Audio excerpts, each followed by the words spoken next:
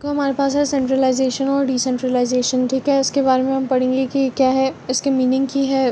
बात करें तो centralization decision making power kept at top management. ठीक है, यानी कि सिर्फ टॉप मैनेजमेंट जो है वो फ़ैसला लेगी और कोई भी फ़ैसला ले ही नहीं सकता। ठीक है, फिर उसके बाद हमारे पास आता है decentralization decision making power delegated to lower levels like divisional और एसबीओ मैनेजर्स। अब देखो कुछ कंपनीज़ जो है वो ऐसा होता है कि बॉस जो है वो बड़ी कंपनी है, अब वो हर चीज़ का डिसीजन खुद से नहीं ले सकता। ठीक है, तो वो जैसे फॉर एग्ज़ाम्पल डिविजनल कुछ कंपनीज़ अपनी ब्रांचेस बना लेती है। अब वो पहले ऐसा तो नहीं हो सकता ना कि उधर का सीईओ या कंपनी का सीईओ पहले एक ब्रांच में डिसीजन ले फिर फ़ौरन भागे दूसरी ब्रांच में ले, तो उसके लिए बहुत मसला करता है। ठीक है, तो वो डिसीजन मेकिंग पावर जो है वो फिर लोअर लेवल्स को देता है, जैसे कि डिविजनल या फिर एसबीओ मैनेजर्स हो गए। और यही चीज़ हमारे पास कहलाती है डिसेंट्रलाइजेशन। सेंट्रलाइजेशन में वो खुद से सारे डिसीजंस लेगा, डिसेंट्रलाइजेशन में वो डिसीजंस को अथॉरिटी दूसरों को दे देगा। फिर उसके बाद अगर सेंट्रलाइजेशन को डिटेल में पढ़ें तो decisions made by senior management only. Decisions जो सीनियर मैनेजमेंट लेती है सिर्फ वही डिसीजंस, तो वो हमारे पास सेंट्रलाइजेशन कहलाएगी। Ensures corporate objectives and better coordination.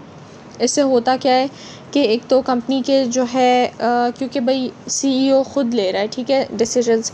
अब सीईओ अपनी मर्ज़ी के डिसीजंस ले रहा है, तो जो कंपनी चाह रही है, जो कि कंपनी का ऑफ कोर्स सीईओ चाहेगा वही कंपनी चाहेगी, तो वही ऑब्जेक्टिव्स जो है वो मींस उसी पे इम्प्लीमेंट होगा और बेटर कोऑर्डिनेशन होगी। ठीक है, फिर उसके बाद है useful for strategic decisions and during crisis.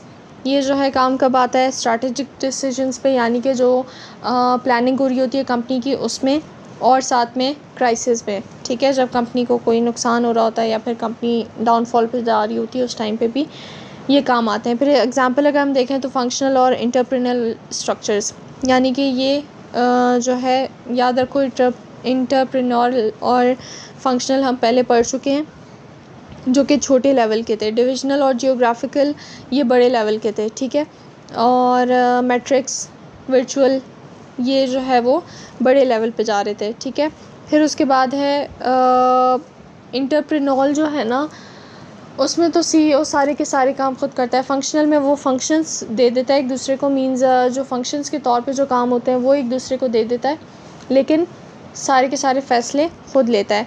अब इसके एडवांटेजेस की बात की जाए, decisions fit the whole company goals, means decisions जो होते हैं वो पूरी की पूरी कंपनी के गोल्स पे फिट बैठ रहे होते हैं। ठीक है, easier to coordinate and control, ऊपर पढ़ा अभी।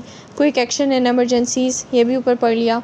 Decentralisation, authority given to local junior managers, best for tactical operational decisions.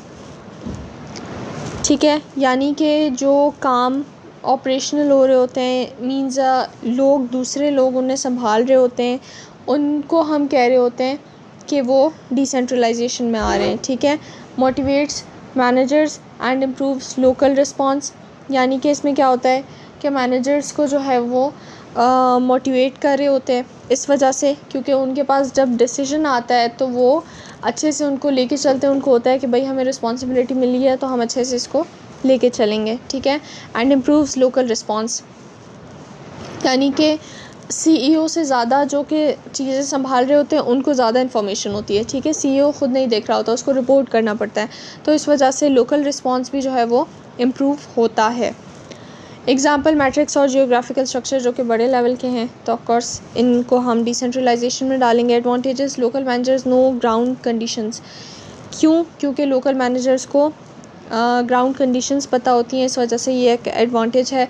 Faster decisions without waiting for head office, यानी कि डिसीजंस फास्ट हो जाते हैं। ठीक है, आप वो पहले सीईओ को रिपोर्ट करें, सीईओ फिर सोचे फिर वो बताए, तो ऐसा नहीं होता। ठीक है, फास्टर डिसीजंस हो जाते हैं। रिड्यूस टॉप मैनेजमेंट्स वर्कलोड, अब सीईओ जैसे कि मैंने बताया कि हर ब्रांच को भाग भाग के नहीं देखेगा। ठीक है, तो इस वजह से टॉप मैनेजमेंट का जो वर्कलोड होता है वो थोड़ा सा कम हो जाता है। इंपॉर्टेंट पॉइंट्स की बात करें तो स्मॉल या फिर सिंपल फिल्म्स के लिए सेंट्रलाइजेशन की तरफ हम भागते हैं, और लार्ज और कॉम्प्लेक्स फिल्म्स के लिए हम डिसेंट्रलाइजेशन की तरफ जाते हैं। ठीक है, real organization often use a mix of both.